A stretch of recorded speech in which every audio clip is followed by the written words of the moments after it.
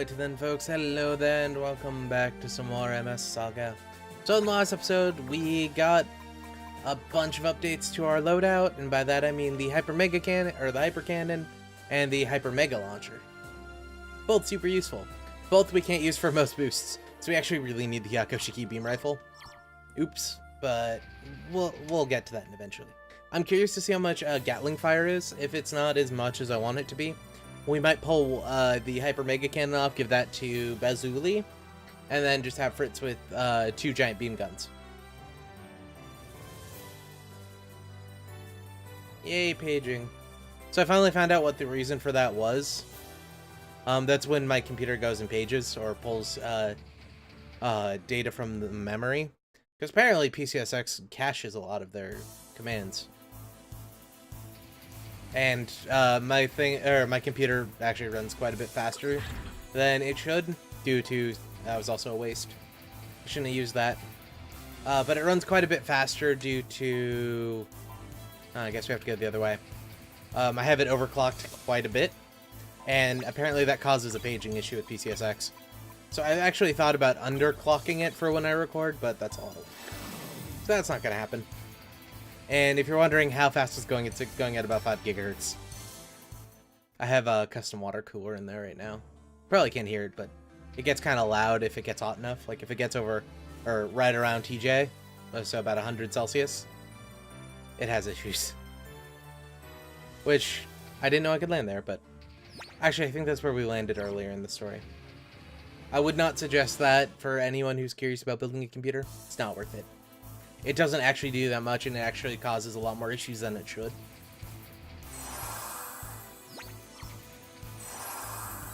That was a mistake.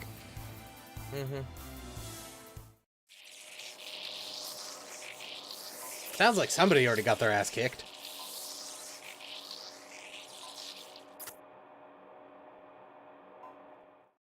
Don't worry, we'll rescue those people. You know who it was. He's big. He's burly, he wears a yellow hat.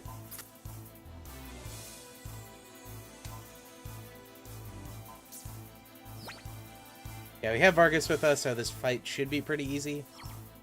If I remember the rotation correctly, if not, it should be interesting. Since we're fighting some Death Army, I guess we'll send Bazuli in instead.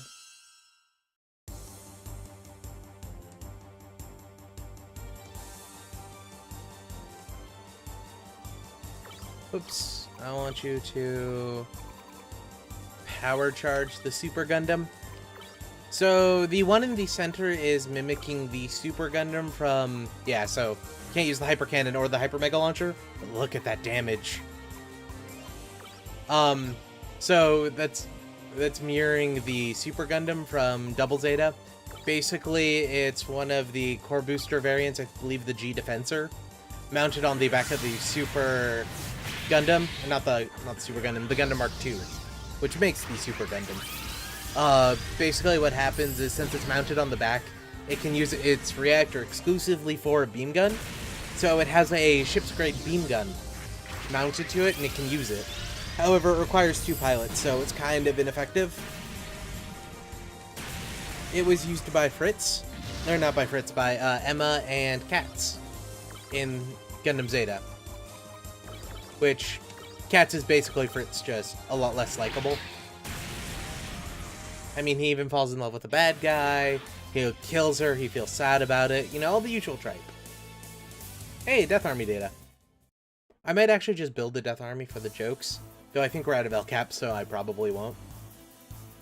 Yeah, I think we didn't get one for the heavy arms, so oh well. But yeah, it allows, because of the extra reactor, it does big fuck you beam on the back, which I do very much enjoy my fuck you beams. Oh, and look, they're bows. Rick Diaz's and some bows. That's interesting. I didn't know those guys were a thing.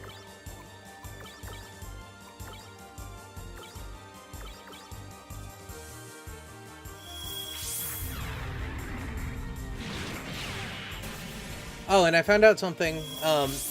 You probably saw it with Vargas earlier in the last episode, but the light vermilion paint style is actually the exact same one as on the bow, so you can't tell the legs are a different color right now. Kind of like it. I wish you could match up colors easier in this game. I probably would paint a lot more if that were the case. But right now, a lot of the enemies just kind of look ugly. Or not enemies, allies.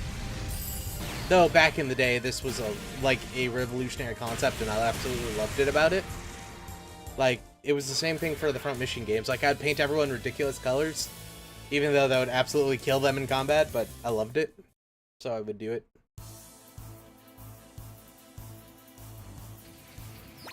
Yeah, we're still good there. Does he appear if we walk... when we walk in, or are there still boss battles? I'm gonna switch to Vargas just in case. Okay, it doesn't look like there's any battles on the inside. Yeah. So we really just had guys guarding the front door. Or maybe our friend in the yellow hat had defeated them. I just want you to think about something. She's looking up in her cockpit. Not having her mobile suit look up. She would still be level if that were the case. She's looking up in her cockpit, so she's looking at the roof. There's no monitors on the roof. If you notice, they're using one-year war one-year war cockpits.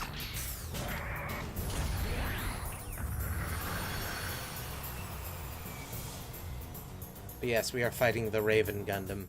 I kind of let it slip a couple of episodes ago. Piloted by General Sosei. Who would have thought? Our friend in the Aizen Grad army, he cannot stand it. Yes, we must kill him. Just like we did with Resner. But is our friend in the yellow hat going to surprise us? Yeah, the reason why they're in such lame cockpits is because if they try to put a panoramic monitor, they would constantly be having to render the environment around them, because we'd be able to see behind them. It makes sense if you think about it, but it's kind of stupid. Yeah, we're fighting General Sosei. That also goes with my idea that these mobile suits are just outwards appearance of the show suits, and they're actually different internal. Also, the fact that all the parts are compatible.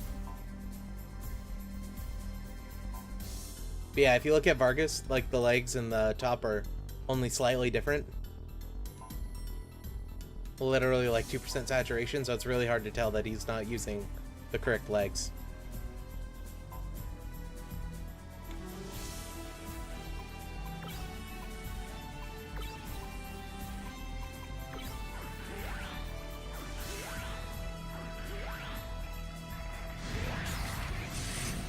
So yeah, that's a sonic attack. We can't actually block that. However, this one, I'm pretty sure we can block. You're going to charge again, and you're going to counter-strike.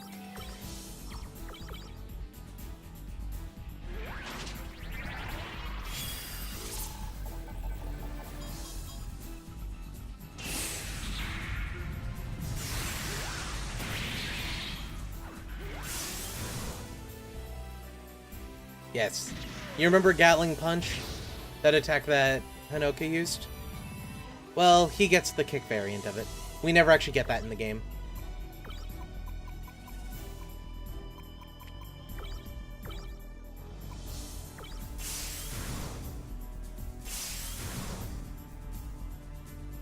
Excuse me.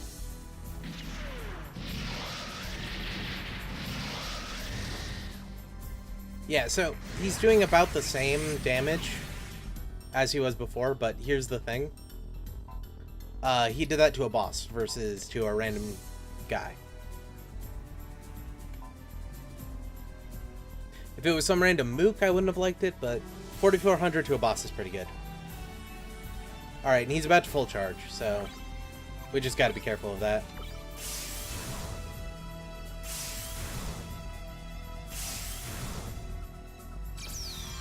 Or overcharge, same difference. So I believe the first one he's going to do is his Raven Tornado again.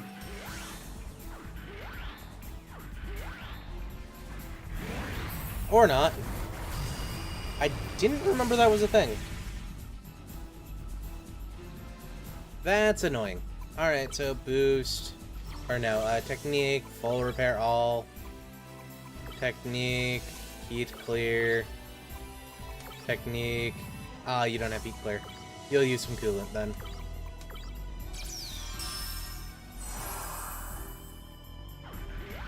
You're about to see some Gatling kick.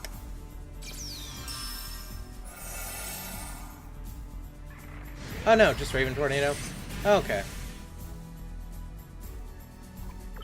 Let's see, Giga Crusher on you. Gatling Fire on you. Counter Snipe on you. And yeah, you. I would use Gatling Kick if I was him, because that does way more damage than Raven Tornado does, and he uses less energy.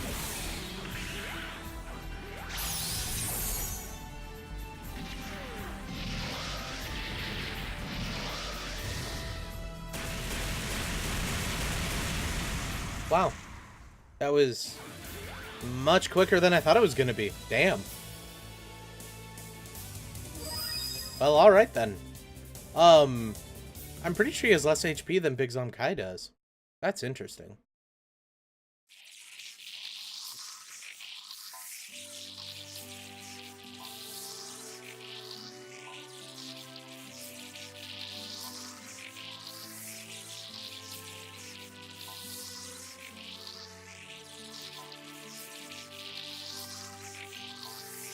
So, I'll say this now.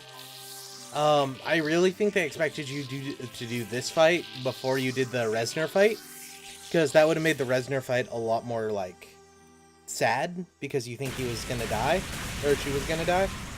But in reality, like, she survived, so since we did it Reznor then this one, it's like, so Sosei dies, but Reznor doesn't? Is that because Reznor's the main character?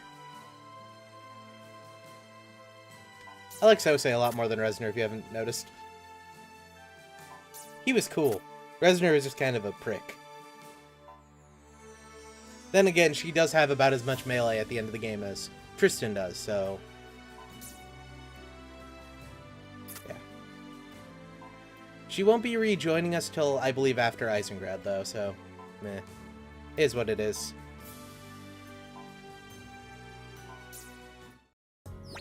That was a lot quicker than I thought it was going to be.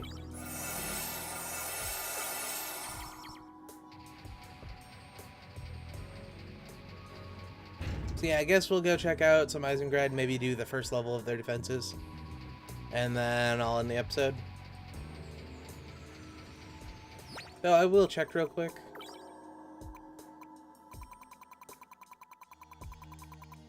Raven Gundam. 1100 HP.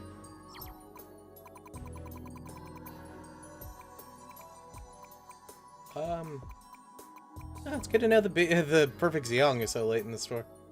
Or in the list. Big Zom Kai. 9,000. Wow, he was actually weaker than I thought he was. God, these guys gave me trouble. Wow, the Absolus Kai and the Big Zom Kai had the same HP. That's funny.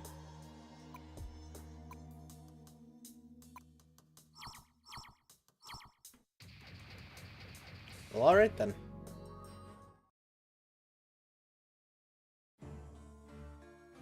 Don't worry, we're about to go kill that dirty ladies off.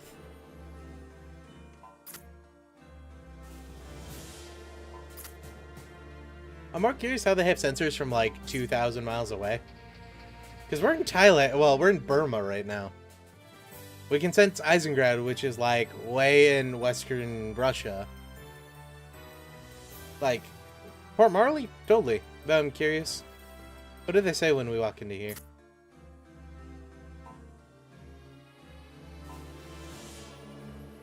Yeah. You can only go to Diggins Rock after and Murray's place at this point in the game, but I was just curious since we took down the border of Aizen Grad, I was curious if they like pulled in all their soldiers or not, because that would make a lot of sense, because they're expecting to get attacked. Yeah, now we can just, you know, do a bombing run or paradrop all our guys right into the enemy capital. It's totally how that's gonna work. Yeah, he mentioned avenging Miss Natalie. We don't know that they're there. Like, this isn't really avenging Miss Natalie, this is going exactly against what she was teaching. I mean, they are taking over, but remember, no fights? So we're actually not helping her in the least. Of course, you know, as it happens, of course they're part of Neo-Zarth. That would be ridiculous if they weren't. But it is a giant coincidence that that is the case. Remember that it was just a random Zaku 2. And we have fought hundreds upon hundreds of Zaku 2s. Yeah, remember this from earlier in the game? Where I went through and looted everything before we got here? That's exactly why.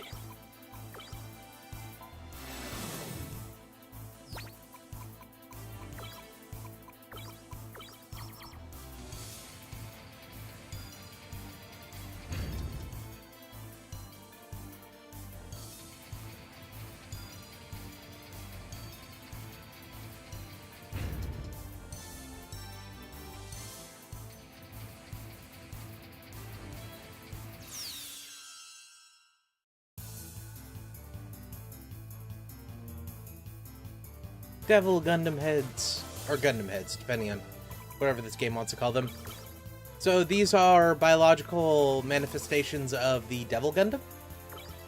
Yes, I know, spoilers, we're fighting the Devil Gundam since we've been fighting his generals for a while. But these are the physical manifestations of the Devil Gundam. They're actually organic. They have metal armor on the outside, but on the inside they're basically jelly. And once they explode, they get this black goo everywhere. Though, at least in one of the G Gundam mangas, they talked about having to burn off that goo. I don't think that's really the case, since we've seen characters wipe it off and be perfectly fine. I mean, like, it turned Rain into, like, a metal zombie, if you remember. Or at least a metal person. And then, you know, the power of magic and love and all that other junk saves her. Yeah, why aren't they using these, Magellans? Dun dun dun. Nope. So, this is kind of annoying. I had honestly forgot about this, but I remember now. I thought she joined us after. But, she forces her to be a part of our group. Which, honestly, it's between Vargas and Bazuli. And Vargas would actually be really useful for that last fight. But Bazuli's useful for everything else, plus Gatling Fire. So unless we wanted to load up Trimi as a Bazuli clone, which she doesn't have shoot all, so it's kind of a pain in the butt. Like, this is actually more detriment than useful.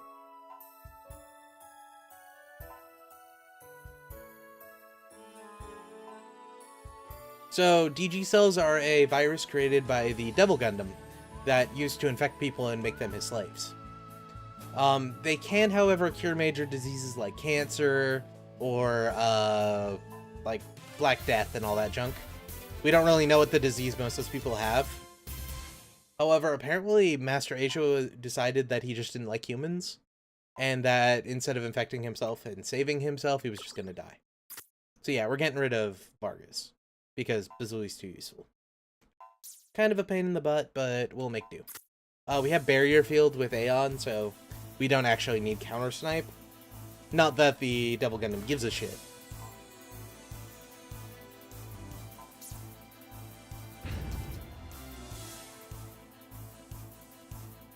But yeah, as you guessed, I guess we're just fighting the Devil Gundam right now. And if you're curious, she's an Amarasai, you know, that thing we got rid of a while ago. No optional parts, no upgrades, or very minimal upgrades. And she's equipped with a 90mm machine gun, the MMP-80 from the Zaku 2 Kai, and a Nemo shield. Oh, she also has Gatling Fire. That's interesting. She's basically an in-between for most people. Like, oh, and a Gundam Saber Mark II. Yeah, that's good with me. She's an in-between. She has some range abilities, she has some melee abilities. She can do basic repairs. Totally useful soldier. I mean, if we got her earlier in the game, like, say, instead of Trimi, really useful. Instead we got Trimi. Which, Trimi's great and all character-wise, but for skill-wise, she's too much like Tristan to be useful in the beginning. That's why generally I move over to Gavinger, who's also basically a Fritz clone, but Fritz is good at taking out wide amounts of enemies. The Tristan, Aeon, Fritz combination, balance-wise, is really good, because Aeon has all those technical abilities, Fritz is good with guns, and Tristan can melee. From a design standpoint, I'd really have that kind of setup supplemented by a character who's good at everything and can fill in different roles. But instead we get Trimi, who's basically in a Tristan clone. And it's like 2-3 dungeons before we get even more. So if you're wondering about those Gundam heads, they can both heal, clone themselves, and deal a laser damage attack. So they can be annoying, but generally they aren't hard. Gundam head. Oh, and they can melee you, apparently. Deathwing? Oh, okay. The bows are called Deathwings. Got it. I was like, wait. That was a Gundam wing? And I missed it? Wow, those guys are a lot weaker than I thought they were. But yeah, since they turn into jelly when you destroy them, they don't give you any credits. Our enemy, Mr. Zoth. You can't hope to defeat me. Seeing as the last 3 fights have been really freaking easy, I'm pretty sure I can defeat you.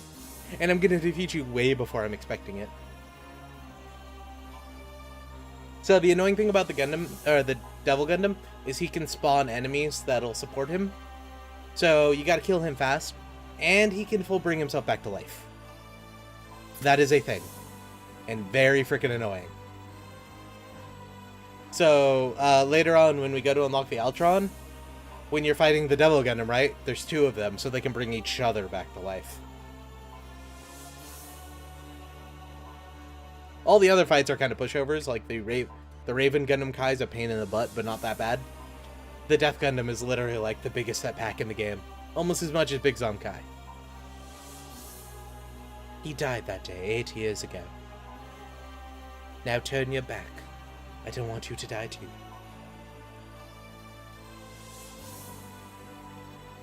So, at least in my headcanon of this game, Vladdy Zarth actually did die in that battle, but he was brought back by the Devil Gundam to act as a servant to actually bring the Devil Gundam back to life.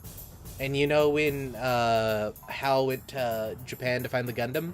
In reality, he was actually freeing the Devil Gundam, and he knew about a Gundam that was in Tokyo Harbor that he was going to bring back to be like, oh yeah, this is what I was looking for the whole time. Whereas his secret plot was really to resurrect the Devil Gundam and get this whole thing started. Because he's been infecting most of the Death Army, or not the Death Army, the Dark Alliance, with DG cells for a while, and that's how all those small groups were banding together to become a big army, is he was just using the Dark Alliance to create fortresses in points where he thought the Devil Gundam was to uncover them. And during the attack on the Death Army's final base was actually the Devil Gundam moving in Aizen Grad when most of the army was there, and so he could infect everyone.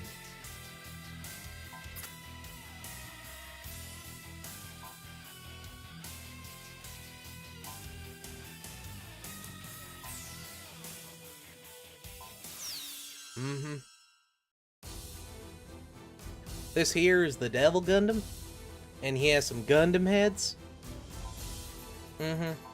So basically, like the Death Army, he heals I think 250 every turn.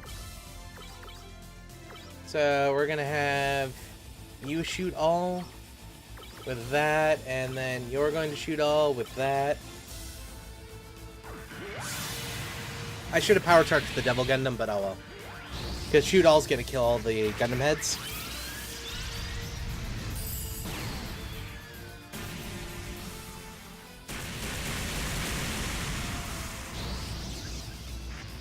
So yeah, now we're gonna do normal boss battle tactics.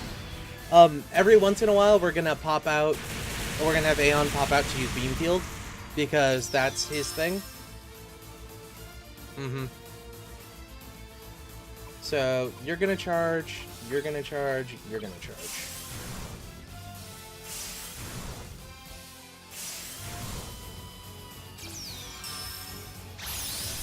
Mm-hmm.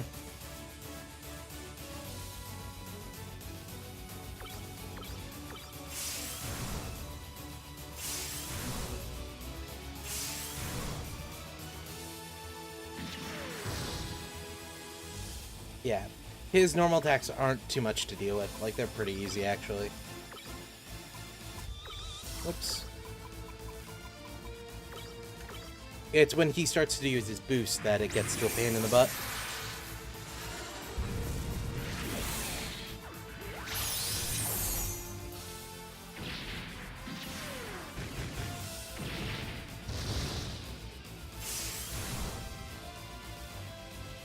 You know, I could have had him Giga Bomber, and he would have got about the same amount of TP at the end of the turn than wasting that charge, but oh well.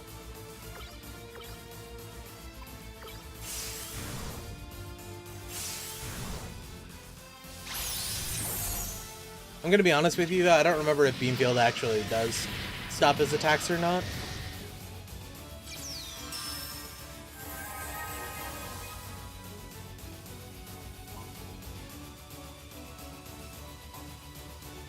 Who do you think's piloting it?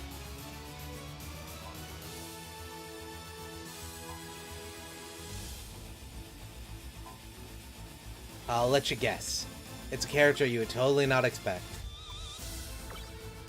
It's the guy who controls Aizen Grad, Colonel Gustav.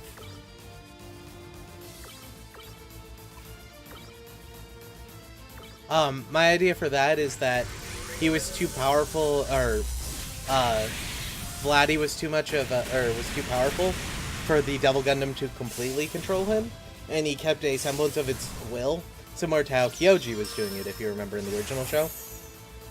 So they didn't actually want, or he didn't want I keep wanting to say Hal, but it's Vladdy Zarth, to stay inside of the Devil Gundam, because the Devil Gundam couldn't do whatever it wanted and achieve its goal of destroying humanity, basically. So he moved over to Colonel Gustav, who was much weaker. Also, he attacked quicker than I did. God damn it. Oh well. Bazooly might be in trouble. Oh no, he just used it on Aeon. Yeah, not too much. Annoying, but it is what it is. And so he moved on to Colonel Gustav, who was actually a weaker-willed person than Vlad was.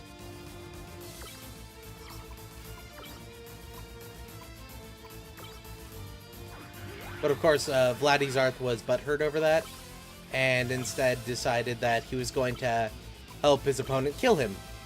Or, you know, he pulled the Master Asia plan and decided that overall it was actually a bad idea to do what he was doing, and wanted to save humanity. Instead of, you know, murder them all.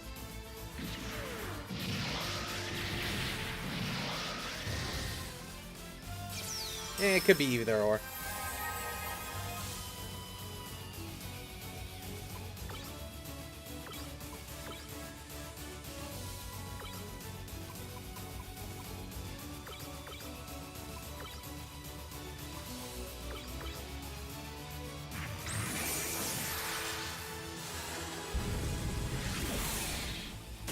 Thought that was going to be the case. I was really hoping that would be the case.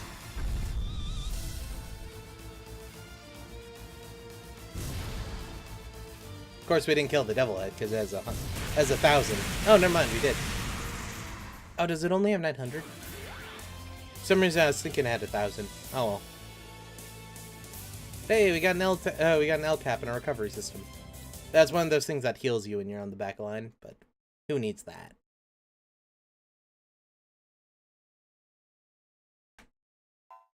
We have free Aizen Grad. And he really wasn't. The guys we fought in the arena were harder. And remember, those were normal human beings. They might be Australian, but they're normal.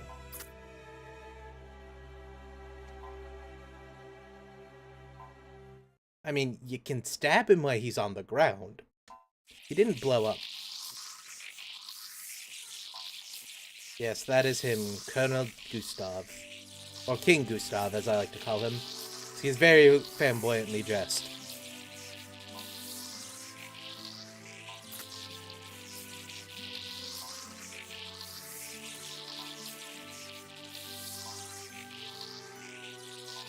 You might also want to look at it this way. We're kind of beheading the power structure of Aizen Grad. Hal's a traitor. Actor was taken over by the G-Cells and the Devil Gundam. Reznor's on our side. We killed General Sosei. We're killing Colonel Dustov. Who's left? If you're wondering this, it's one Major Reznor. Yes, she's our princess. Like, no shit. They had to get literally all the tropes in this game in. Though this one I actually kind of enjoy. Because it's like, oh yeah, we did kill everyone in there. So she should be in command now. In reality, Dustov probably would have some kids and it would be a regency, but they're a military organization, so...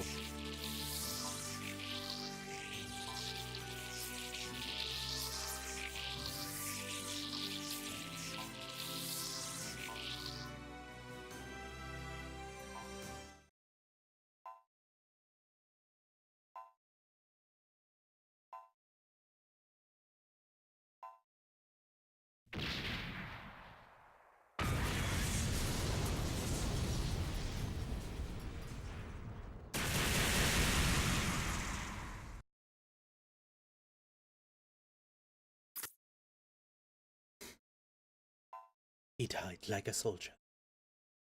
We just have to make sure it wasn't in vain.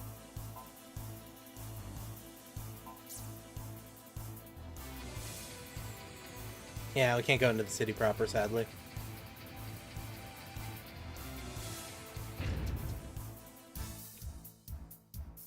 I really like the music in here, actually.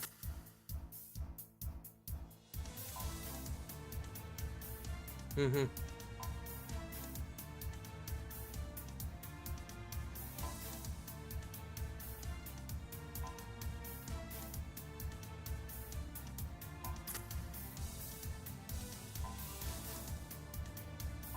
So this is the canonical reason why Aizen Grad was built where it was, but that begs the question, why wasn't the G system built inside, or built above his lab? But folks, that's actually going to be the end of this episode. Like the video if you like it, dislike it if you didn't. We'll be back for more next week with this dungeon, and then the boss fight probably. That'll probably be a single episode, and then we'll mop up the rest of the stuff and begin the next dungeon in the next one. But that'll be that, folks. Good night.